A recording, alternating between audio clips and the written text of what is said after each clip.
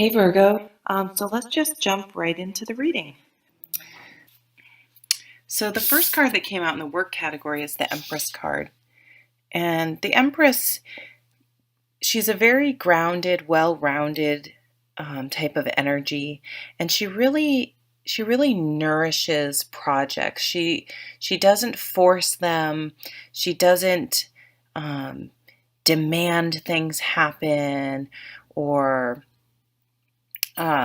otherwise try to bring about an outcome other than by just nurturing and encouraging and just steadily supporting something else to bring about the desired outcome. So that would be the lesson for this card in the work category. Is it's not a time to force things. It's not a time to try to bring things to a head this month, but to just really nurture and just keep on top of things and just keep working on them. Wow, next we have the Nine of Pentacles. It's sort of a similar energy in a way because I see the Empress, even though she's sort of embodies all the different elements of the four suits, I do see her as a very earthy sign because she is often called Mother Earth. And this card is about um, enjoying the fruits of your labor. Really, it's a card to me about confidence because once you've worked hard and you've gained a certain level of success, you gain confidence from that hard work, and you know that you can do it, and you know that you were successful because of your hard work and perseverance, and that you made it happen.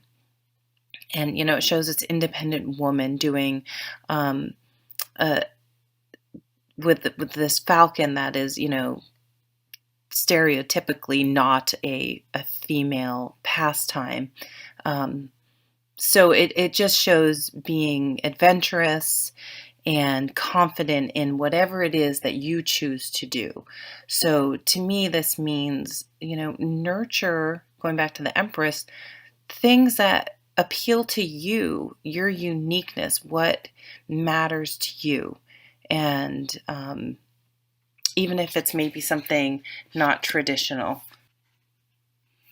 And the King of Swords. And right off, he's saying to me that, just take the steps to do it. Write the list and, make a plan and then follow it through. Don't, he doesn't overanalyze. He's not an analysis paralysis, and his good characteristics. He is just he makes an action plan and then he follows through on it. He thinks it out, makes a plan, and makes it happen. So I feel like there's a lot of groundwork being laid, I guess I want to say, and that things you have been nurturing along are starting to bear fruit, and that's been done through careful calculation and proper planning, and then just nurturing that plan along, and you're really beginning to see some positive outcomes from all that hard work. So in the work category, I see you with some successes this month. It tells you to continue, depending on where you are on this journey, this continuum, just to continue to nurture what you want, what feeds your soul, what brings you pleasure, and don't worry about what other people think. And you're going to get a lot of confidence from just being true to yourself and continuing to work towards what makes you happy and brings about your pride and confidence. For love, we don't want to see the Nine of Swords in the love category, and the Five of Wands, and the Six of Swords. Okay. All right, here's what I see.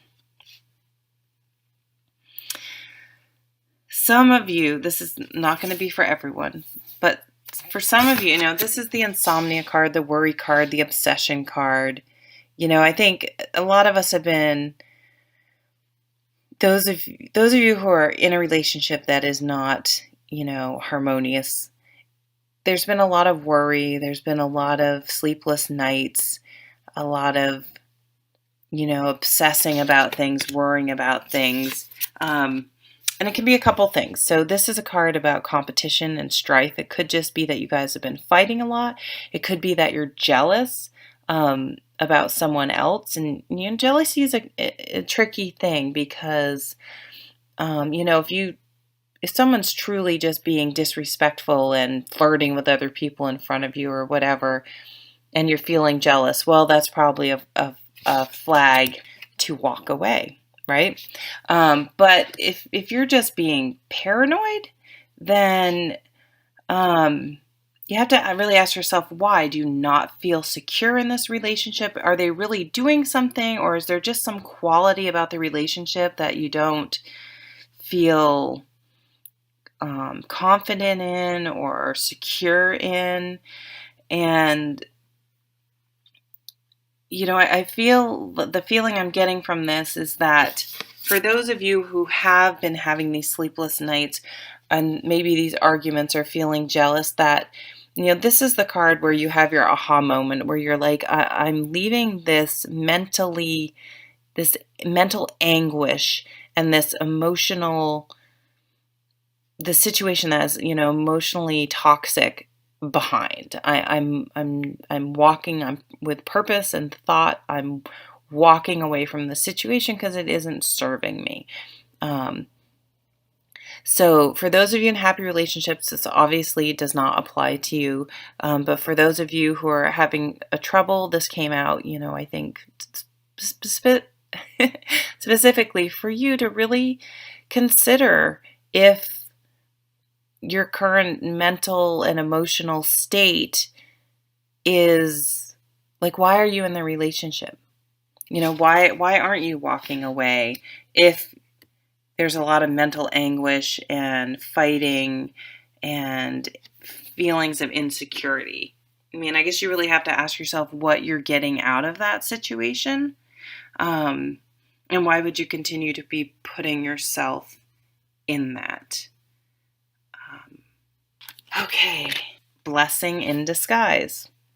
What appears to be a problem is actually part of your answered prayer. You'll understand the reasons behind your present situation as everything resolves. Trust in heaven's protection and infinite wisdom to answer your prayer in the best way. So I feel like that is speaking directly to the love cards.